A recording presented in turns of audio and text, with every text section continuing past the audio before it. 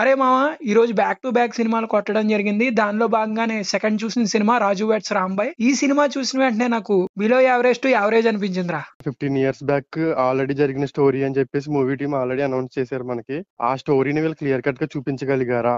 మా first half వరకు చాలా ఎంగేజింగ్ ఉంటది సినిమా. ఫ్లోలే వెళ్తది. క్యూట్ మూమెంట్స్ ఉంటాయి. కానీ ఎప్పుడైతే సీరియస్ నోట్ లోకి వెళ్తుందో అక్కడ డైరెక్టర్ సరిగ్గా డీల్ చేయలేకపోయాడు.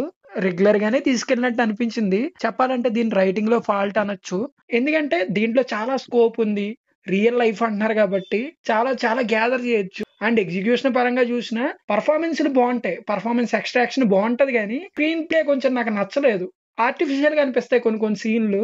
ఓవరాల్ గా చెప్పాలంటే రైటింగ్ పరంగా ఫెయిల్యూర్ అని చెప్పాలి. ఓకే, యాక్టింగ్ అయితే అందరూ బాగా చేశారు అంటున్నావు.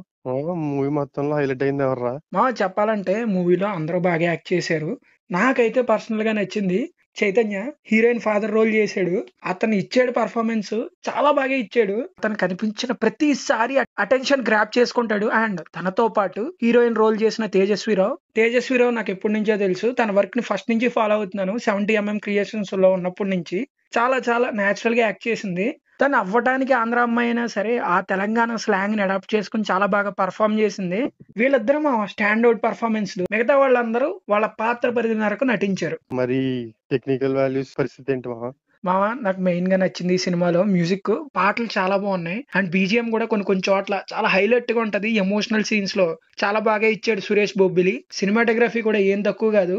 లిమిటెడ్ లొకేషన్స్ లో షూట్ చేశారని మనకు అర్థమైపోద్ది. ఫ్రేమింగ్ లో మాత్రం చాలా జాగ్రత్తలు తీసుకున్నారు. అండ్ ఇంక ఎడిటింగ్ విషయానికి వచ్చేసరికి ఇంకా సినిమాని ట్రిమ్ చేయొచ్చు. అన్నది 2 గంటల 15 నిమిషాలైనా ఇంకా 15 నిమిషాలు కట్ చేసేయచ్చు. 15 నుంచి 20 నిమిషాలు కట్ చేసేయచ్చు. ఓవరాల్ గా చెప్పాలంటే ఇంకా బాగా తీసుండొచ్చు. మన దగ్గర మంచి రిసోర్సెస్ ఉన్నాయి. మంచి ప్రొడక్షన్ హౌస్లు కొలాబరేట్ అయ్యి ఉన్నారు కాబట్టి ఇంకా హార్డ్ వర్క్ చేసి ఉంటే మంచి ప్రోడక్ట్ వచ్చేది. ఇప్పటికైనా పర్లేదు, చెప్పాను కదా, below average to average content deliver చేశారు. ఇది చాలు. మన ఆడియన్స్ ఖచ్చితంగా చూస్తారు, రిసీవ్ చేసుకుంటారు బాగా.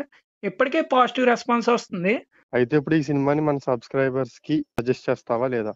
చేస్తామా, ఎందుకంటే ఇది రియల్ స్టోరీ. ఇలాంటి స్టోరీలు అటెంప్ట్ చేసినప్పుడు మనం కూడా చూడాలి, ఎంకరేజ్ చేయాలి. మరి తీసి పడేసి సినిమా అయితే కాదు. థియేటర్ నుంచి బయటకు వచ్చినప్పుడు యావరేజ్ ఫీల్ తోనే వస్తాం. అండ్ క్లైమాక్స్ కొంచెం బాగుంటది కాబట్టి పాజిటివ్ నోట్ తోనే బయటకు వస్తాం.